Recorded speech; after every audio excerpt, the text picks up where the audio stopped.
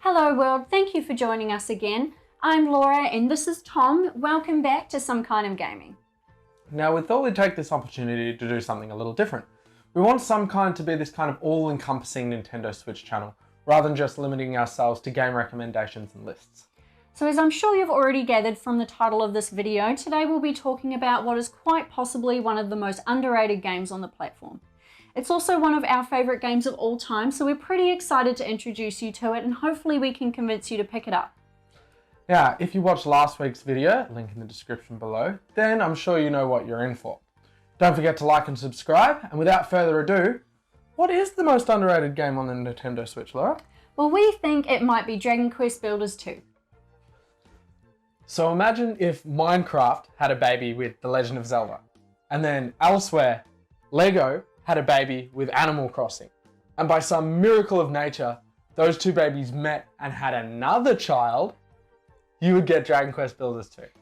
This is a block building action RPG that takes inspiration and elements from the titles Tom previously mentioned, but definitely leans more into Minecraft and the creative freedom that a sandbox building game gives you.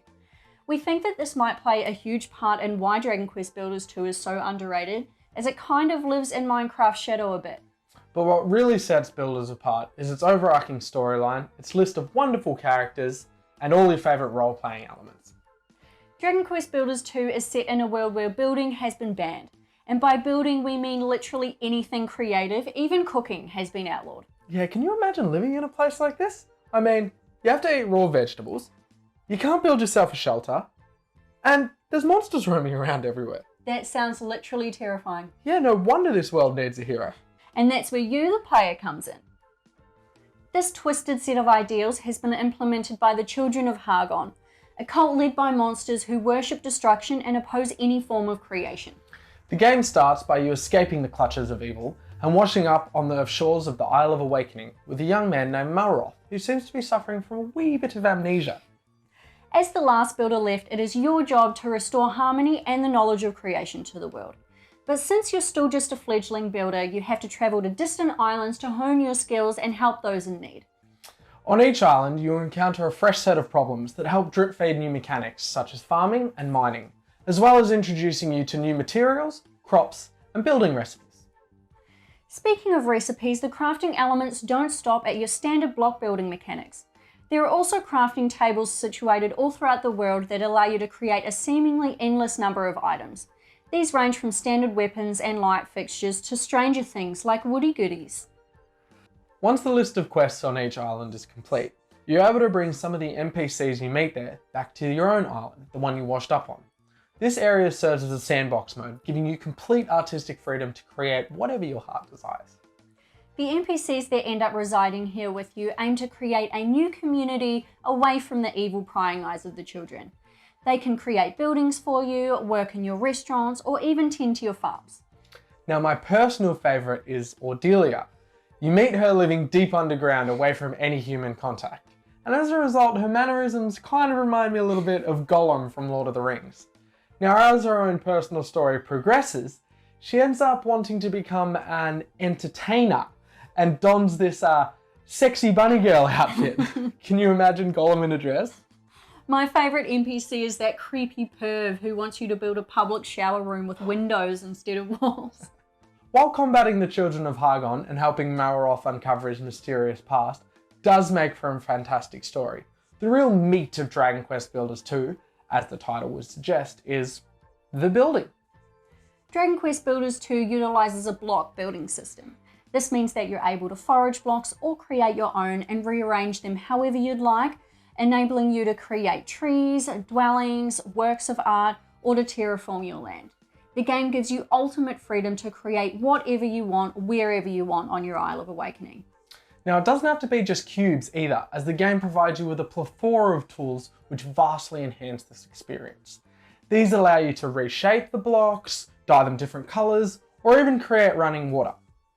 You can be as hands-on with this experience as you like, as there is a certain tool that allows you to take blueprints of the land and then place them on your island for your villagers to create, which is how I got all these lovely trees, by the way. Or you can build everything yourself from scratch. Now, Dragon Quest Builders 2 offers you both third and first person perspective. I think that we used third person most of the time, but first person really comes in handy if you're creating a small room or trying to navigate a tight area in the world. If you've played Minecraft a lot, you might be more used to it and prefer to use that all the time. True. The loading screens show off some of the amazing creations that have been uploaded by others to the online server. Now, these can be a little bit demotivating as there is some incredible pieces of art out there, but they're also truly inspiring. There are monthly competitions that you can enter as well, which if won, allow your building to spawn on one of the random islands that you can go visit. The loading screens can take a while, but being able to scroll through and vote on people's creations always keeps you thoroughly entertained. Since it's the building that takes precedence in this game, the combat does take a little bit of a backseat, utilising a simple hack and slash format, although it is still really satisfying. Yeah, if there's anything that the game doesn't do perfectly, it probably is the combat.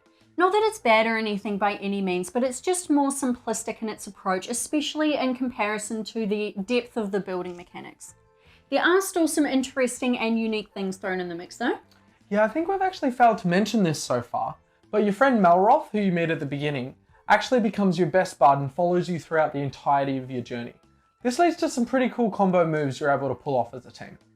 So while you've been watching all of this gameplay footage that we've captured for you, you might find yourself thinking, where do I recognise that art style from? Or, that character looks familiar. He looks like he might have gone Super Saiyan. That's because the artist involved is Akira Toriyama, the artist behind Dragon Ball. He's actually the artist behind the entire Dragon Quest franchise, which is a series of full-blown JRPG games, of which Dragon Quest Builders 2 is actually just a spin-off.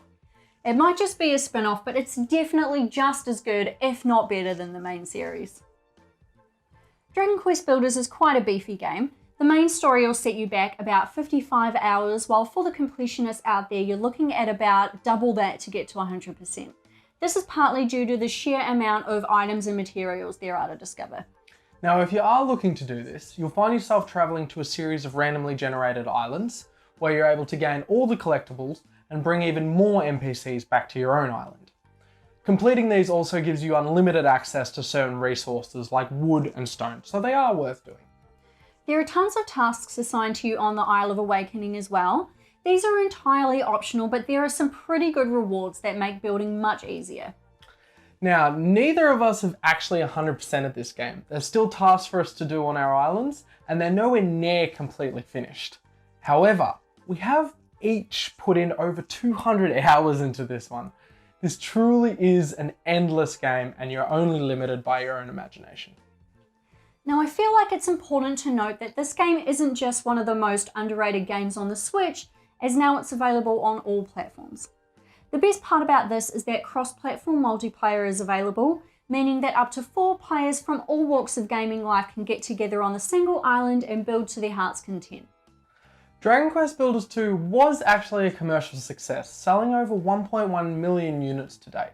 However, we feel like that's not enough, and this title truly deserves to be up there with some of the highest selling games of all time. This game is just jam-packed full of content, providing you with endless hours of entertainment. The RPG elements tell an engaging story that'll both shock you and make you laugh out loud. The building elements are incredibly smooth, and once you get the hang of it, creating huge and detailed structures becomes almost second nature.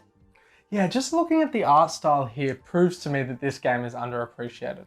I mean, look at all those vibrant colours. Dragon Quest Builders 2 is such a versatile game. If you feel like going out and mowing down a bunch of enemies, you've got it. If you feel like building your own farming sim from the ground up, you've got that too. Yeah, how nice is it to have a game that you're able to play no matter what mood you're in? Whether you're feeling lazy, or cozy, or creative, or murderous, Dragon Quest Builders 2 really ticks all the right boxes. So I really do hope that we've managed to convince at least one person to try Dragon Quest Builders 2. There's also a free demo available, so there is no excuse to not at least give it a try. While we can't speak highly enough of Builders 2, we're sure there's many people out there that'll disagree with us. So let us know in the comments below what you think of Builders once you at least give that free demo a go. Before we go, we do have a couple of YouTubers that we would like to shout out. So if you found any of this video interesting but would like to see a little bit more about Dragon Quest Builders 2, we definitely recommend BenXC's channel. Some of the stuff that he makes is amazing and his videos are also really informative. Secondly, we'd like to thank our mate SimpleSimon. During our short amount of time here on YouTube, he has shown us an immense amount of support. He runs a comic book channel and even interviewed the both of us at a con earlier this year, so go send him some love. So thank you again if you're still here. Don't forget to like and subscribe. And all of the links to our social media and the channels we just mentioned will be linked in the description box below. So until next time, I'm Tom, and this is Laura from Some Kind of Gaming. We hope you enjoy the rest of your week. Bye!